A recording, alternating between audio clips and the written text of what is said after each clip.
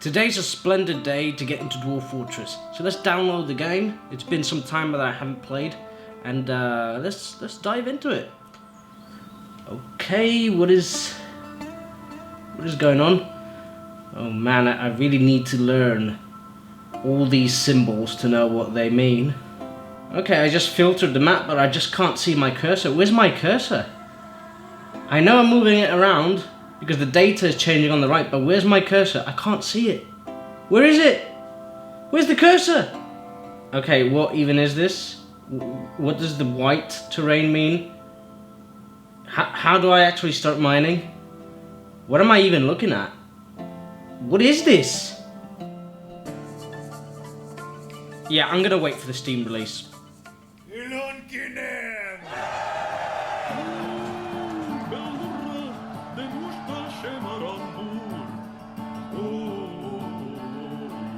Dwarf Fortress is a hard game to review.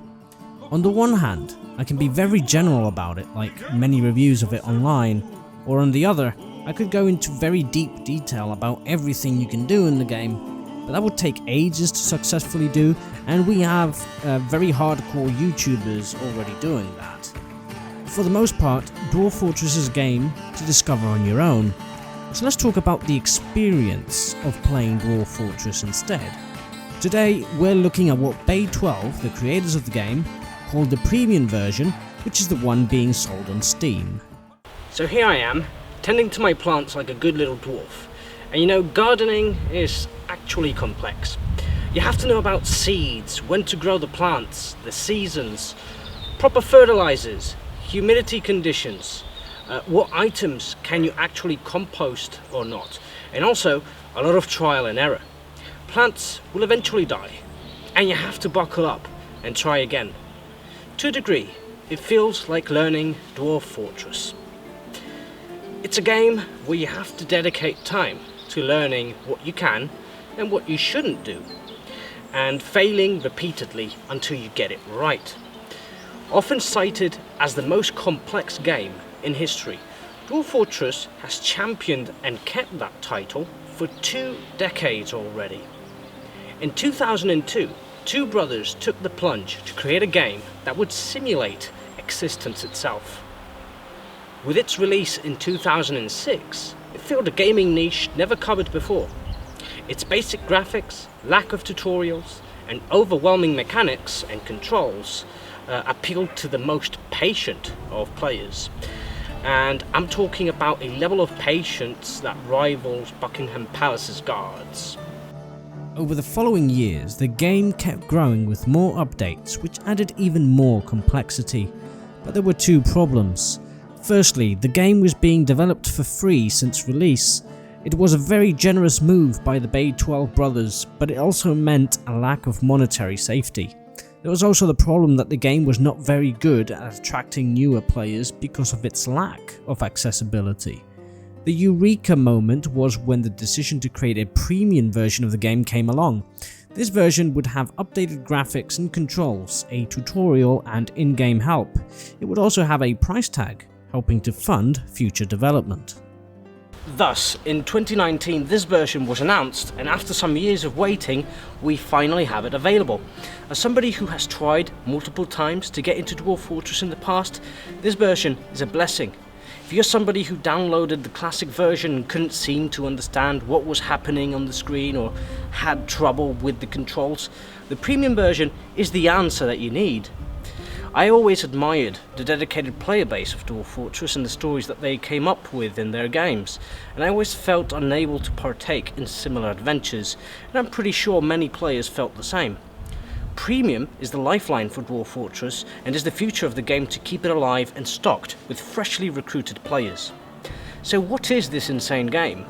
As I explained in my What is Dwarf Fortress video, So the objective of the game is that you have some dwarf colonists. You're going to build a fortress in the wilderness, and you have to build that fortress from scratch. So it will start with a tiny little cave, and you're going to have to burrow and dig into the mountains or into the ground, make rooms. You're going to have to decide where the storage room goes, where the mess hall goes, where the bedrooms go. you're going to have to design every little aspect of the fortress so that your dwarf colonists can actually live and thrive.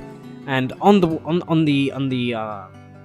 way, you'll be attacked by other civilizations, wild creatures, monsters. You're going to have to protect your little dwarves and manage the fortress as best as you can.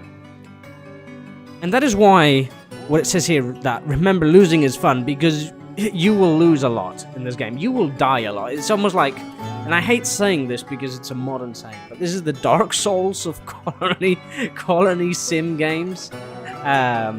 But yeah, in that sense, you're gonna have to accept that you will die, you will lose a lot, and not get frustrated, because every defeat or every failure is actually a lesson for the next fortress that you build.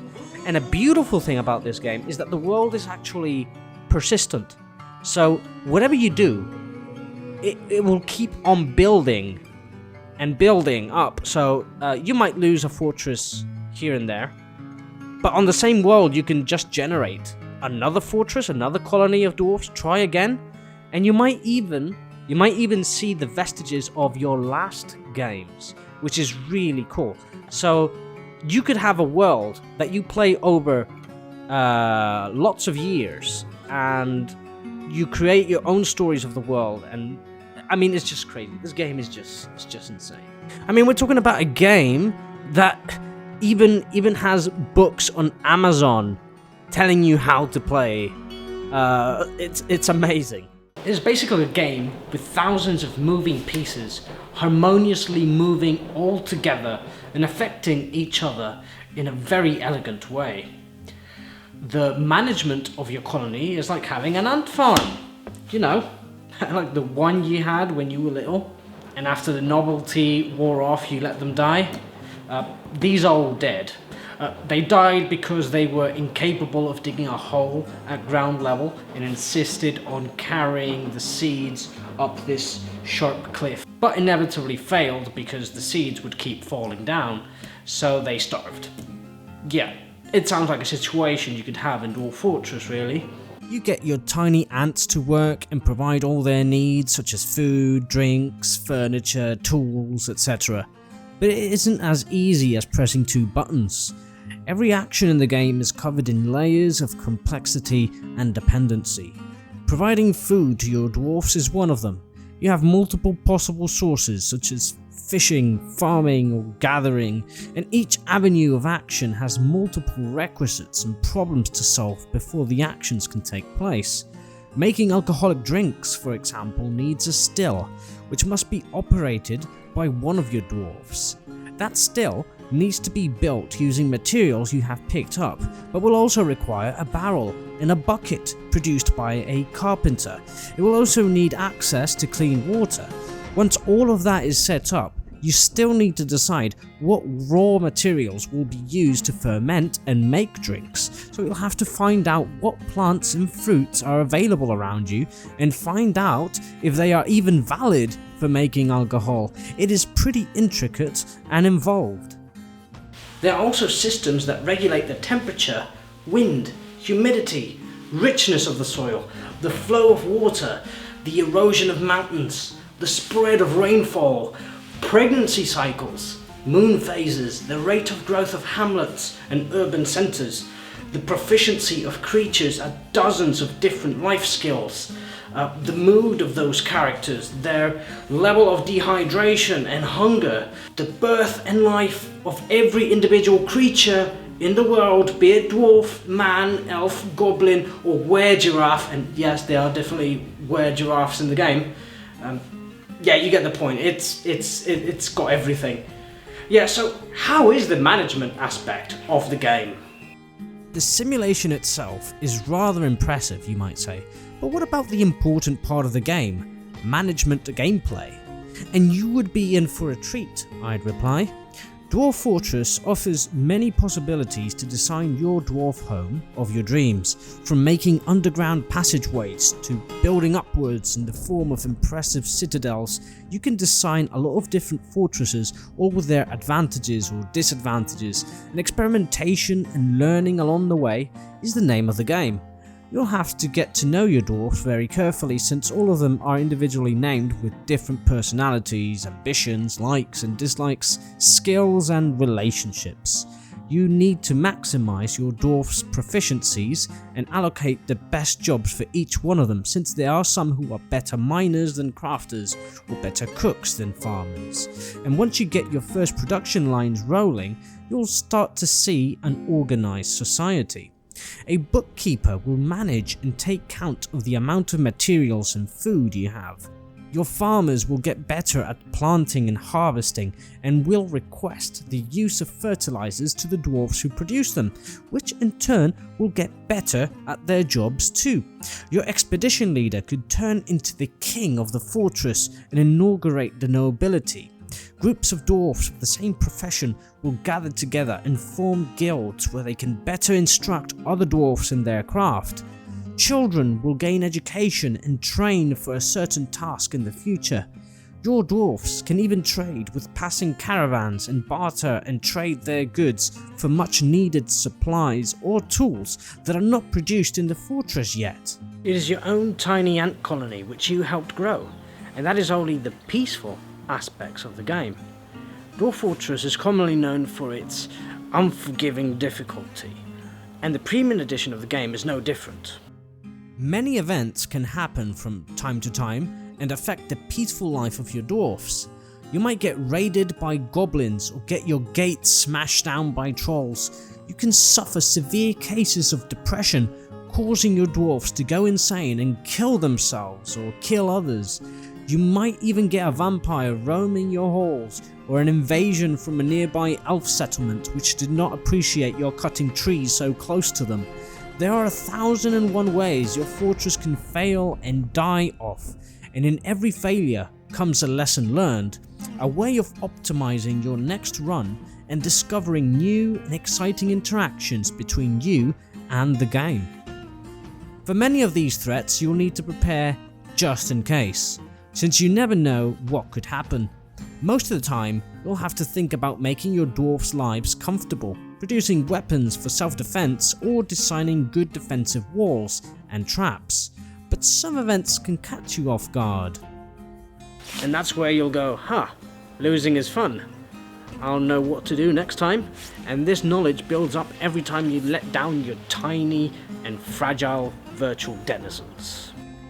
Is there an ultimate goal in Dwarf Fortress? No, not really. The game is whatever you want it to be. It is mainly a story generator, providing infinite hours of stories and situations to remember. It is also a personal project to build upon an initial generated world, add to it with every fortress you create in it. Heck, you can even find the other forts you made, or if lost to creatures or some other disaster, you can try and retake those abandoned and forsaken homes. It is a game with endless stories and possibilities, which can only be experienced if you play the game. If you are a complete nerd, this game will truly talk to your soul.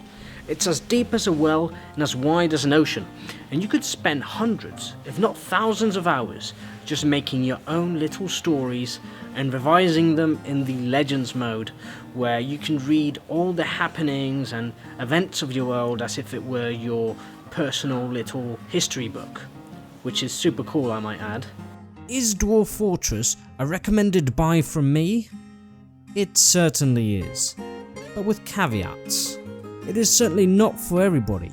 It is a game where, even though it has been made more inviting and accessible, it still looks dated by today's standards, and if just judging by the footage, you could even say it looks extremely boring. However, if you have been somebody who has always enjoyed reading books or playing Dungeons and Dragons, which are also deep and rewarding activities with little to no eye candy, Dwarf Fortress should be right up your alley.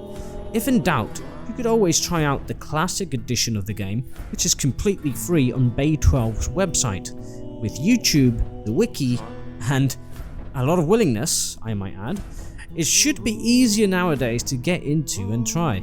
And in the end, both Classic and Premium are the same game. It's just that with the version on Steam, you are paying for more accessibility.